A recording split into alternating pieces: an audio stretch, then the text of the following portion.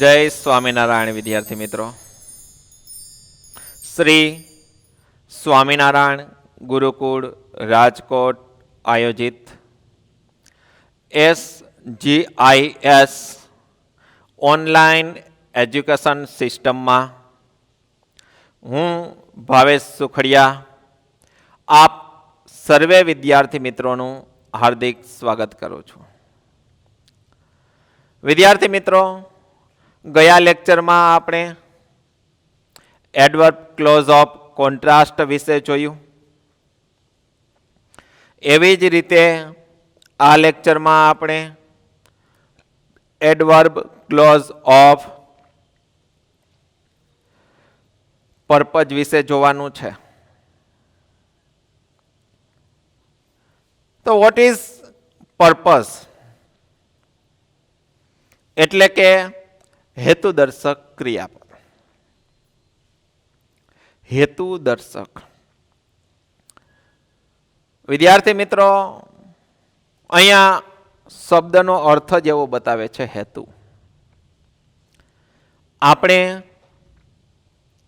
જે પણ કાર્ય કરીએ છીએ તે કાર્યનો કોઈનો કોઈ હેતુ રહેલો જ હોય છે.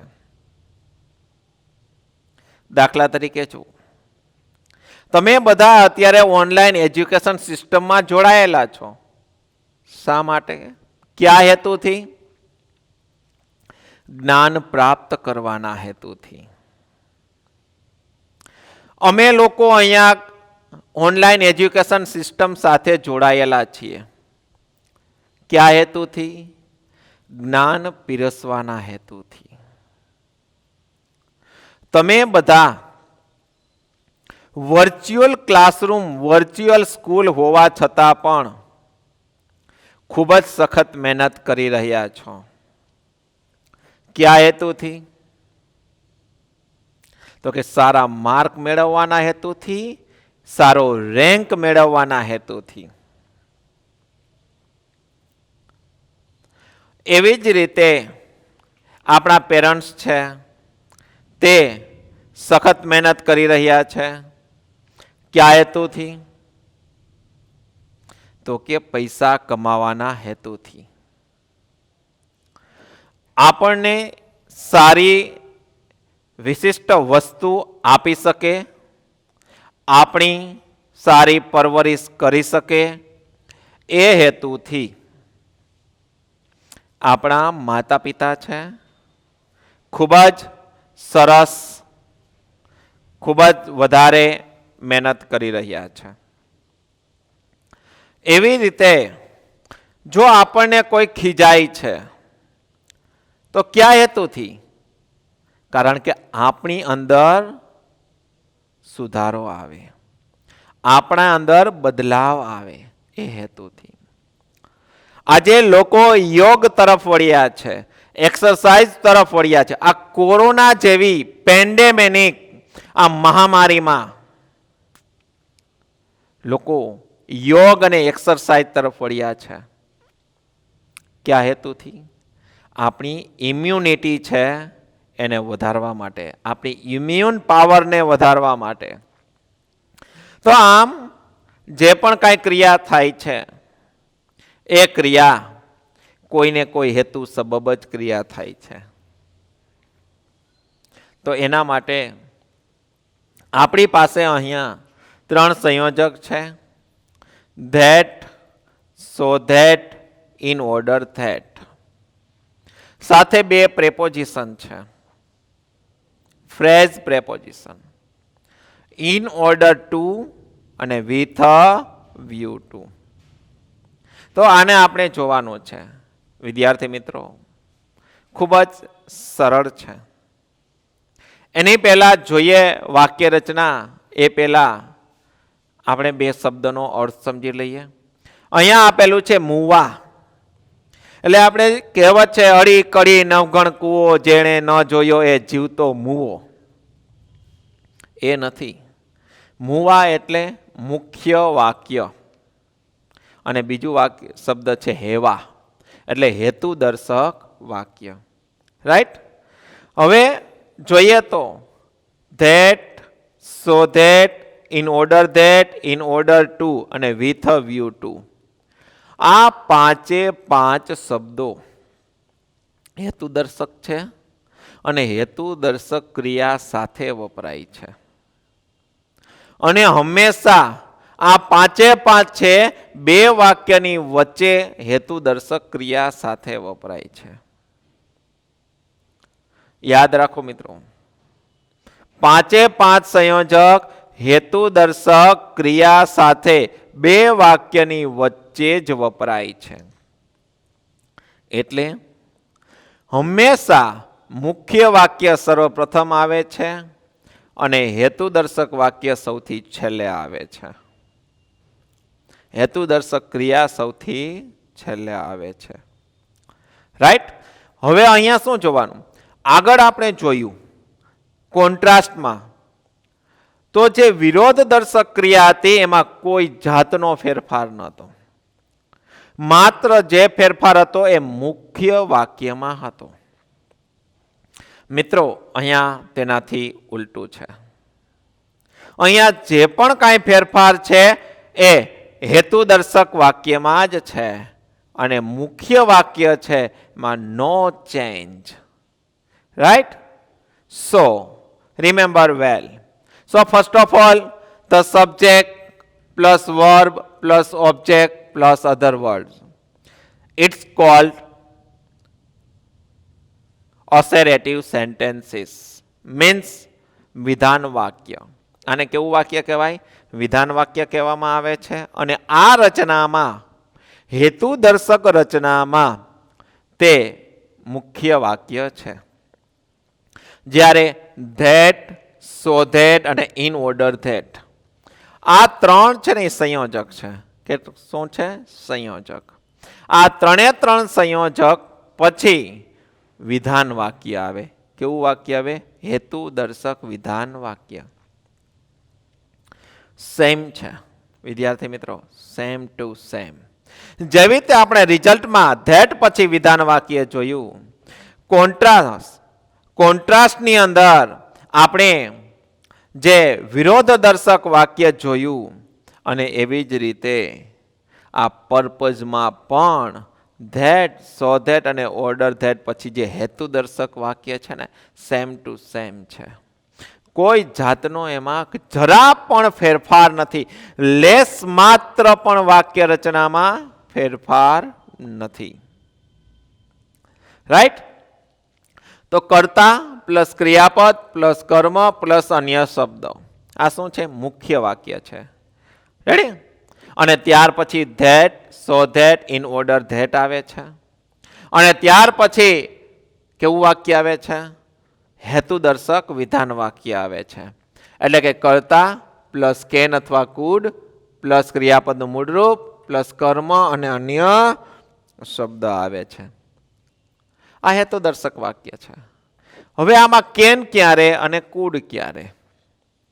રાઈટ? તો જ્યારે મુખ્ય વાક્ય છે એ વર્તમાન કાળ હોય. કેવું હોય છે? મુખ્ય વાક્ય છે એ વર્તમાન કાળ છે ત્યારે કેન આવે છે. મુખ્ય વાક્ય કેવું છે? વર્તમાન, ત્યારે કેન આવે છે. રાઈટ? અને બીજું, મુખ્ય વાક્ય જ્યારે ભૂતકાળ આવે છે ત્યારે કુડનો ઉપયોગ થાય છે. ત્યારે શેનો ઉપયોગ થાય છે? કુડનો ઉપયોગ થાય છે. રેડી? અને કેન અને કુડ આ બંને મોડલ ઓક્ઝિલરી છે. Simple model auxiliary. એટલા માટે તેની સાથે હંમેશા ક્રિયાપદનું મૂળ રૂપ આવે છે. કયું રૂપ આવે છે? બેઝ ફોર્મ મૂળ રૂપ આવે છે. રાઈટ? ત્યાર પછી જોઈએ તો કે કર્તા, ક્રિયાપદ, કર્મ અને અન્ય શબ્દ. અને હવે આવે છે phrase preposition. In order to. તો ઇન ઓર્ડર ટુ પછી હંમેશા ક્રિયાપદનું મૂળ રૂપ આવે છે. શું આવે છે? મૂળ રૂપ. તો અહીંયા ઇન ઓર્ડર ટુમાં ટુ છે ને, આ 2 એ ઇન્ફિનિટ છે. ઇન ઓર્ડર 2 માં 2 એ શું છે? ઇન્ફિનિટ છે. એ ઇન્ફિનિટ હોવાથી હંમેશા એની સાથે ક્રિયાપદનું મૂળ રૂપ આવે. કયું રૂપ આવે છે? મૂળ રૂપ આવે છે. અને ત્યાર પછી કર્મ અને અન્ય શબ્દ. તો તમે જોઈ શકો છો બે રચનામાં મુખ્ય વાક્ય એક જ છે, એટલે એમાં કાંઈ ચેન્જ થતો નથી, પરંતુ હેતુદર્શક ક્રિયામાં ચેન્જ થાય છે. એવી જ રીતે જોઈએ કર્તા, ક્રિયાપદ, કર્મ અને અન્ય શબ્દ. ત્યાર પછી વિથ વ્યૂ ટુ. તો વિથ વ્યૂ ટુ પછી એમાં આ 2 છે. વિથ વ્યૂ ટુમાં આ 2 છે તે પ્રેપોઝિશન છે, પ્રીપોઝિશન.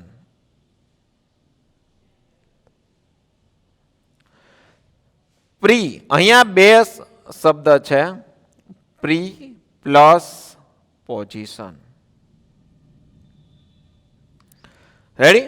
તો એ પ્રેપોઝિશન હોવાથી તેની સાથે હંમેશા ક્રિયાપદનું આઈએનજી વાળું રૂપ આવે છે. ઇન ઓર્ડર ટુ માં 2 છે ઇન્ફિનિટ છે, અને વિથ વ્યૂ ટુ માં 2 છે એ પ્રેપોઝિશન છે. એટલે ઇન્ફિનિટ પછી હંમેશા મૂળરૂપ હોય, અને કોઈ પણ પ્રીપોઝિશન પછી હંમેશા ક્રિયાપદનું આઈએનજી વાળું રૂપ આવે છે. રાઈટ? તો V1 પ્લસ આઈએનજી પ્લસ કર્મ અને અન્ય શબ્દ. તો જોઈએ હવે વાક્ય. We go to school, sorry we go to abroad. આપણે વિદેશ જઈએ છીએ. ક્યાં હેતુથી? તો we can take higher education. શેના માટે? આપણે ઉચ્ચ એજ્યુકેશન લઈ શકીએ, ઉચ્ચ અભ્યાસ લઈ શકવાના હેતુથી આપણે વિદેશ અભ્યાસ માટે જઈએ છીએ. તો જોઈએ વી ગો ટુ અબ્રોડ. આ મુખ્ય વાક્ય છે. શું છે? મુખ્ય વાક્ય. અબ્રોડ એટલે ફોરેન. આપણે ફોરેન જઈએ છીએ એ મુખ્ય વાક્ય છે. અને ફોરેન જવાનો હેતુ શું છે? ઉચ્ચ અભ્યાસ મેળવવો. તો એ કેવું વાક્ય છે? હેતુ દર્શક વાક્ય છે. તો સર્વપ્રથમ જોઈએ સો ધેટ. તો સો ધેટ પછી હંમેશા હેતુ દર્શક વિધાન વાક્ય આવે છે. સો ધેટ પછી હંમેશા હેતુ દર્શક વિધાન વાક્ય આવે છે. તો we can take higher education. આપણે ઉચ્ચ અભ્યાસ મેળવવાના હેતુથી વિદેશ જઈએ છીએ. એટલે ક્યાંથી? છેલ્લેથી ચાલુ કરવાનું. જ્યારે એનું ભાષાંતર કરવા જઈએ ને ત્યારે પાછળથી ચાલુ કરવાનું, કે ઉચ્ચ અભ્યાસ કરવાના હેતુથી આપણે વિદેશ જઈએ છીએ. We go to abroad. આપણે અબ્રોડ વિદેશ જઈએ છીએ in order to. In order to પછી હંમેશા ક્રિયાપદનું મૂળ રૂપ આવે છે. કયું રૂપ આવે છે? ક્રિયાપદનું મૂળ રૂપ આવે છે ઇન ઓર્ડર ટુ પછી. કારણ કે 2 એ શું છે? ઇન્ફિનિટ છે, એટલા માટે. તો we go to abroad in order to. હવે હેતુદર્શક વિધાન વાક્ય છે, એમાંથી કર્તા, ક્રિયા અને સહાયકારક દૂર કરી દેવાનું. એટલે કે ટુ ટેક હાયર એજ્યુકેશન. એવી જ રીતે વી ગો ટુ અબ્રોડ. આપણે વિદેશ જઈએ છીએ with view to. With view to માં 2 છે એ પ્રિપોઝિશન છે. એ પ્રિપોઝિશન હોવાથી તેના પછી આઈએનજી વાળું, મુખ્ય ક્રિયાપદનું આઈએનજી વાળું રૂપ આવે છે. તો we go to abroad with view to taking higher education. Right? Now second one. He works hard. તે સખત મહેનત કરે છે. He can earn much. તે વધારે કમાઈ શકે. તો તે સખત મહેનત કરે છે. સખત મહેનત કરવાનો હેતુ શું? તો કે આવક વધારે મેળવવી. વધારેમાં વધારે આવક મેળવવા માટેના હેતુથી તે સખત મહેનત કરે છે. Right? So he works hard છે એ મુખ્ય વાક્ય છે, તો એ સર્વપ્રથમ આવશે હી વર્ક્સ હાર્ડ. ત્યાર પછી આપણે બીજું કંજક્શન જોઈએ, in order that. In order that પછી પણ હંમેશા હેતુદર્શક વિધાન વાક્ય આવે છે. હેતુદર્શક વિધાન વાક્ય આવે છે. Right? So he works hard in order that he can earn much. તે વધારે કમાઈ શકે તે હેતુથી સખત મહેનત કરે છે. આવી રીતે ફરી એકવાર, હી works hard in order to. In order to A phrase preposition છે અને ફ્રેઝ પ્રેપોઝિશનમાં ઇન ટુ પછી ક્રિયાપદનું મૂળ રૂપ આવે છે. તો જોઈએ, હી works hard in order to earn much.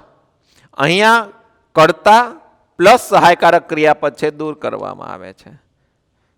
Right? Then he works hard with a view two. તો વિથ અ વ્યૂ ટુ એ પણ ફ્રેઝ પ્રેપોઝિશન છે અને તેના પછી હંમેશા આઈએનજી વાળી રચના આવે છે. So he works hard with a view to earning much. અર્નનું પ્રેઝન્ટ પાર્ટિસિપલ શું થાય? અર્નિંગ. એને આઈએનજી પ્રત્યય લાગે છે. રાઈટ? એટલે કે પૈસા કમાવાના હેતુથી તે સખત મહેનત કરે છે. Ready? Than next one, C dances gracefully. તેણી મનમોહક રીતે નૃત્ય કરે છે. C can win the award. અને તેણી એવોર્ડ જીતી શકે છે. તો કોઈ પણ વ્યક્તિ જે પણ કંઈ કાર્ય કરે છે કોઈને કોઈ હેતુથી જ કરે છે. તેણી સુંદર મજાનું મનમોહક નૃત્ય કરે છે. ક્યાં હેતુથી? તો કે એવોર્ડ જીતવાના હેતુથી. વ્યક્તિ પોતાની અંદર રહેલી જે કળા છે એને ખૂબ જ સારી રીતે પરફોર્મ કરે છે. એ પરફોર્મ કરવાનો કંઈ ને કંઈ હેતુ હોય છે અને એ હેતુને દર્શાવવા માટે અહીંયા that, so that, in order that, in order to અને વિથ અ વ્યૂ ટુ વપરાય છે. રાઈટ? સો આપણી પાસે હેતુદર્શક ક્રિયા શું છે? C can win the award. તેણી અવોર્ડ જીતી શકે એ એનો હેતુ છે. આપણે બધા મહેનત કરીએ છીએ તો મહેનત કરવાનો હેતુ શું છે? સારા માર્ક આવે અને સારી કોલેજમાં અને ફ્રી સીટમાં આપણે એડમિશન લઈ શકીએ, એ હેતુ છે. સો સી ડાન્સીસ ગ્રેસફુલી. ધેટ અને ધેટ એ કંજક્શન છે અને ધેટ પછી એ કંજક્શન હોવાથી તેના પછી હેતુદર્શક વિધાન વાક્ય આવે છે. So she dances gracefully that she can win the award. She can win the award. Right? તો તેણી એવોર્ડ જીતી શકે એ હેતુથી સુંદર મજાનું નૃત્ય કરી રહી છે. એટલે she dances gracefully in order to. આપણે હવે in order to જોવાનું. in order to પછી હંમેશા ક્રિયાપદનું મૂળ રૂપ આવે છે. અહીંયા મૂળરૂપ શું છે? વિન. તો આપણે કર્તા પ્લસ સહાયકારક ક્રિયાપદ છે એ દૂર કરશું અને ડાયરેક્ટ શું લખશું? Win. Win the award. In order to win the award. Right? Than after with a view two. તો વિથ અ વ્યૂ ટુ પછી આઈએનજી વાળું રૂપ આવે. તો C dances gracefully with a view two winning the award. એટલે કે award જીતવાના હેતુથી તેણી સુંદર નૃત્ય કરે છે. તો વિદ્યાર્થી મિત્રો, અહીંયા આપણે પર્પઝની અંદર 3 સંયોજક જોયા અને 2 ફ્રેઝ પ્રેપોઝિશન. તો 3 સંયોજક છે. એ 3 સંયોજકમાં એના પછી હંમેશા હેતુદર્શક વિધાન વાક્ય આવે છે. હેતુદર્શક વિધાન વાક્ય આવે છે. જ્યારે ઇન ઓર્ડર ટુ પછી ઇન ઓર્ડર ટુ પછી હંમેશા ક્રિયાપદનું મૂળ રૂપ આવે છે, આ યાદ રાખજો વિદ્યાર્થી મિત્રો. વિથ વ્યૂ ટુ પછી આઈએનજી વાળું રૂપ આવે છે, એ ધ્યાન રાખજો. કારણ કે બહુ સહેલો, સીધો, સાદો અને સરળ પોઈન્ટ છે. રેડી? તો મારું માનવું છે કે તમને બધાને ખૂબ જ સારી રીતે આ સમજાઈ ગયું હશે. રાઈટ? સો અહીંયા આપણે આપણું કાર્ય પર્પઝનું પૂર્ણ કરીએ છીએ. વધુ આવતા લેક્ચરની અંદર એક નવા પોઈન્ટ સાથે આપણે મળીશું. ત્યાં સુધી બધા જ વિદ્યાર્થી મિત્રોને જય સ્વામિનારાયણ.